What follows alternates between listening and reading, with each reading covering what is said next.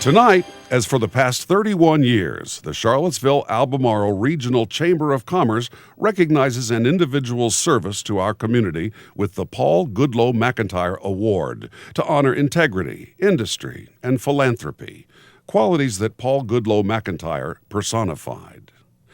Paul Goodloe McIntire set a standard of service that benefits us all to this day. He believed deeply that his success was due to help from others. He felt in turn that he owed something to his fellow man.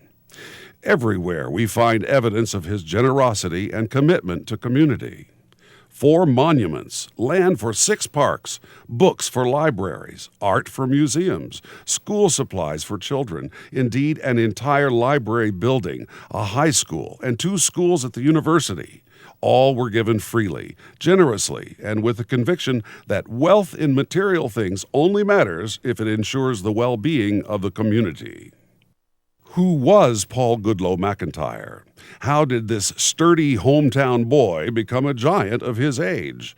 And what inspired a young man born in modest circumstances to give so generously? Goodloe, as he was called, was born in 1860, very near the historic Tarleton Oak, to a family whose roots grew deep in Virginia.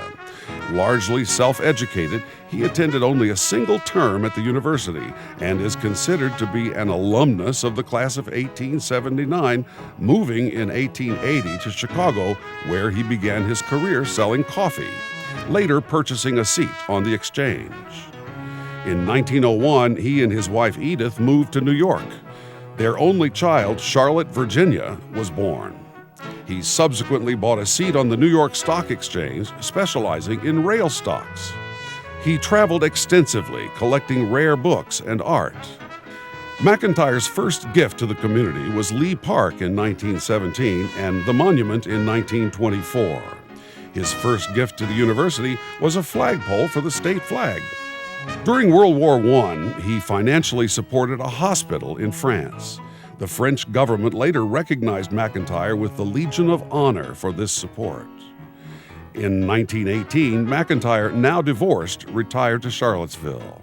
This was warmly anticipated. Someone recounted that his wealth was expected to have a great impact on the small-town atmosphere of Charlottesville. And so it did.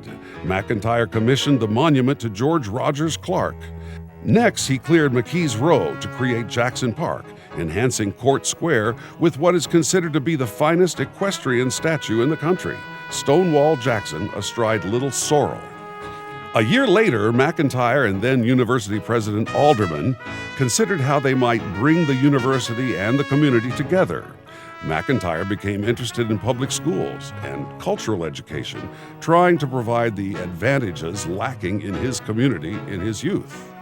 In this spirit, McIntire donated maps, talking machines, and records to the school system. He matched community and public funds to build a high school. He gave the Lewis and Clark Monument and Belmont Park. The graceful neoclassic building for the city's first public library may have been his most magnificent gift. It now houses the Albemarle County Historical Society. For the university's centennial, postponed from 1919 to 1921 due to the war in Europe, and its unprecedented $3 million capital campaign, McIntire donated the amphitheater and an organ. At this time, McIntire was active on the board of directors of the Chamber of Commerce. Serving 12 years on the university's Board of Visitors, McIntire made 3 significant gifts to the university's fledgling medical school. The first, his orthopedic wing, is now integrated into the Behringer wing of the University Hospital. He funded the McIntire School of Fine Arts and the renowned McIntire School of Commerce, whose purpose was to give youth knowledge and skill in business and inculcate in them those habits of economy and integrity upon which our whole economic life depends. To ensure that local students could afford to continue their education, he endowed annual scholarships that are still awarded today. In 1926, McIntire purchased land from Rose Hill Farm to create Washington Park. Next, McIntire funded the city's acquisition of a total of 150 acres for what is now McIntire Park. We know a great deal of McIntire's public philanthropy during this period. His private life, however, can only be a matter of conjecture. During the 20s, his daughter was committed to a facility for the mentally ill where she would remain for her lifetime. His daughter's illness inspired his purchase of Pantop's Farm to house a university department of psychiatry. While the university did not develop the property as envisioned, the funds eventually underwrote the Davis psychiatric wing of the hospital. McIntire married Anna Rhodes, a public school teacher. They lived at 611 Rugby Road. As a friend explained, every once in a while he would go to New York, make another million, and then come back. In 1933, Anna died of cancer. Again, private loss was transformed to public good. McIntire memorialized Anna by donating the McIntire Tumor Clinic to the medical school that continues today within the Cancer Center. According to Dabney's account, McIntire was a strange type of millionaire, shy, withdrawn, and without a sense of humor, giving the impression of being unhappy most of the time. He seemed ill at ease and had little to say in any group. Over the next few years, McIntire moved between Charlottesville and New York and married for a third time. During this period, he donated his rare books and art objects to the university. To thank its generous benefactor, in 1941, a group of prominent citizens traveled to New York to present a scroll of appreciation.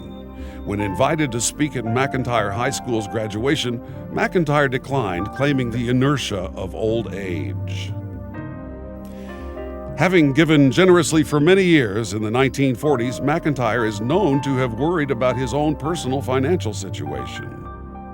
Essentially, in his lifetime, he had given away his personal wealth and lived his last decade on a small annuity calculated by Hantzmon Weibel to be today's equivalent of $75,000. He died in 1952 at age 92 and is buried in Maplewood Cemetery, only a block from his birthplace. His philanthropy, however, lived on. To build the Route 250 bypass, the southern section of McIntire Park was portioned off to become Greenleaf Park, and other areas of the park provided space for the rescue squad and a firehouse. In 1960, to recognize the 100th anniversary of his birth, the community funded a bust of McIntire for the library garden. Tonight, we honor the well-lived life of Paul Goodloe McIntire and celebrate again the individuals who have received the McIntire Award in the past, as well as tonight's designee. We owe him, one of Virginia's great men, a debt of gratitude, not only for the tangible gifts that grace our lives daily, but even more for the high standard of service that he established.